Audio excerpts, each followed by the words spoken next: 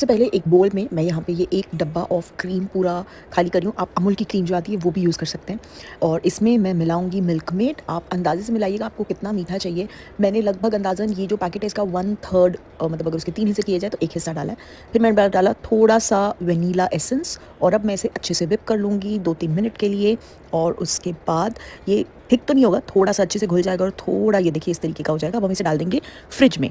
Now next step, ये मेरे पास dark compound chocolate है, आप मिल्क कंपाउंड भी यूज़ कर सकते हैं। मेरे को डार्क पसंद है इसलिए मैं डार्क यूज़ कर रही हूँ। इसे हम अच्छे से छोटा छोटा चॉप कर लेंगे, ज़्यादा नहीं मतलब थोड़ा सा चॉप कर लेंगे।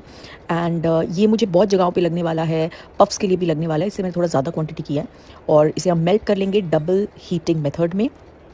जब तक चॉकलेट मेल्ट होती है तब तक यहाँ पे हम एक कॉफ़ी का सिरप रेडी कर लेते हैं, क्योंकि ये हमें तिरामिसू वाले में डालने के लिए लगेगा। तो ये एक ब्लैक कॉफ़ी हमने गरम गरम रेडी करके रख ली। अब ये है वाइट चॉकलेट जो मैंने चॉप कर ली है, ये भी हमें तिरामिसू वाले के लिए लगेगा। This is not for the chocolate one. तो इसमें मैं डाल दूंगी क्रीम। ये एक दूसरा तरीका है मेल्ट करने का। तो इसमें मैंने क्रीम डाल दी और अब हम इसे माइक्रोवेव कर लेंगे फॉर 30 सेकेंड्स, फिर मिक्स करेंगे, फिर वापस डालेंगे। ये देखिए 30 सेकेंड्स मिक्स कर लिया। अब इसको अच्छे से मिक्स कर लेंगे।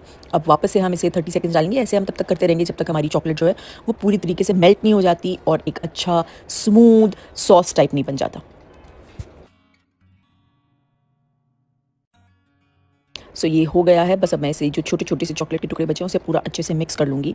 और अब हम इसमें डालेंगे क्रीम चीज़। एक्चुअली मास्करपोन चीज़ होनी चाहिए, जो ट्रेडिशनली तिरामिसू में डलती है वो मास्करपोन चीज़ है, पर आप चाहें तो क्रीम चीज़ भी डाल सकते हैं। मेरे पास ये अवेलेबल है इसलिए मैं ये डाल रही हूँ। तो पहले मैं इसे एक अलग बोल में निकाल रही हूँ क्योंकि मुझे इसको थोड़ा सा सॉफ्टन करना है। तो ये मैंने ऑलमोस्ट पूरा डब्बा इसमें निकाल लिया है और इसको मैं हल्का हल्का, क्योंकि फ्रिज की है ना तो थोड़ी सी हार्ड है, अगर रूम टेम्परेचर होती तो ज़रूरत नहीं पड़ता। और यहाँ पे एक्चुअली मैंने गलत ले लिया, यहाँ पे मैं स्पून लेती या फोक लेती तो बेटर होता। तो आप ये गड़बड़ मत कीजिएगा। चलिए अब हम इसमें पूरा जो है क्रीम चीज़ डाल देते हैं। मैंने almost 3/4 of the box that I took मैंने डाल दिया है और इसको हम कर लेंगे अच्छे से विस्क की दोनों चीज़ें घुल के जो है एक अच्छा स्मूथ सॉस बन जाए। ये देखिए ये भी हो गया डन। ये ऑथेंटिक वाला है। सबसे पहले ये कर लेते हैं हम, सब कुछ रेडी कर लिया मैंने इंडिविजुअली। तो अब ये जो है ऑथेंटिक वाला जो है पहले हम वो कर लेते हैं, है ना। तो इसमें क्या करना है, चलिए लेट्स स्टार्ट। ये जो कपकेक्स हैं सबसे पहले हम ये क्रश करके इसमें डालेंगे। सो अगर आपने केक घर पे बनाया है तो आपको इसको ठंडा करने के लिए वेट करना होगा, तो फ्रिज में डाल दीजिएगा थोड़ी देर के लिए, या आराम से प्लान करके बनाइएगा। और अगर कभी आपको क्विक बनाना है, कोई आ गया है, तो I think this is the best dessert. तो आप बाहर से इस तरीके से केक मंगवा के उसको एक अपने बोल्स में जिसमें भी आप सर्व करना चाहते हैं इस तरीके से क्रश कर लीजिएगा। एंड इसके बाद जो हमने क्रीम और मिल्कमेड मिला के सिरप बनाया था वो हम इसमें डाल देंगे अच्छे से। तो अगर आप इसको टेस्ट भी करेंगे ना तो ये थोड़ा vanilla milk shake, vanilla ice cream type लगेगा। तो जैसे हम ब्राउनी विद वनीला आइसक्रीम खाते हैं, ये कुछ वैसा कॉम्बिनेशन होने वाला है, आई एम अज्यूमिंग। बाकी तो वो खा के पता चलेगा। तो ये हम इसमें अच्छे से जो हमारा क्रीम और मिल्कमेड का मिक्स है वो डाल देंगे, अच्छे से कवर कर लीजिएगा। इसके बाद ये देखिए यहाँ पे हम एक चॉकलेट का ट्रफल टाइप सॉस भी रेडी कर रहे हैं। वो गरम क्रीम है बोल में थोड़ी सी, और उसमें मैं थोड़ी मेल्टेड डार्क चॉकलेट डाल रही हूँ और ऊपर से हम डालेंगे थोड़ी सी हनी। हनी से क्या होगा, कुछ नहीं, सिर्फ थोड़ी शाइन आएगी।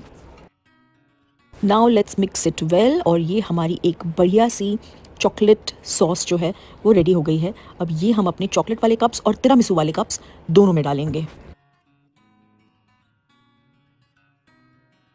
हाँ जी, अब जहाँ से छोड़ा था वहीं से कंटिन्यू करते हैं। तो ये वाइट जो हमारी सॉस थी वो हमने डाल दी थी। इसके ऊपर हम एक चम्मच भर के ये चॉकलेट वाली सॉस जो है वो भी डाल देंगे।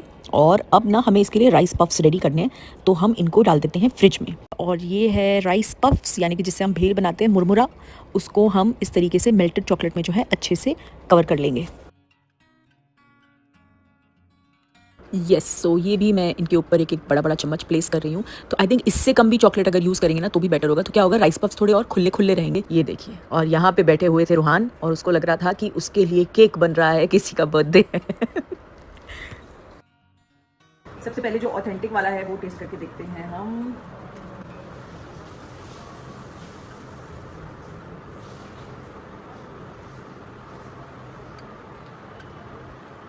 बहुत यम है।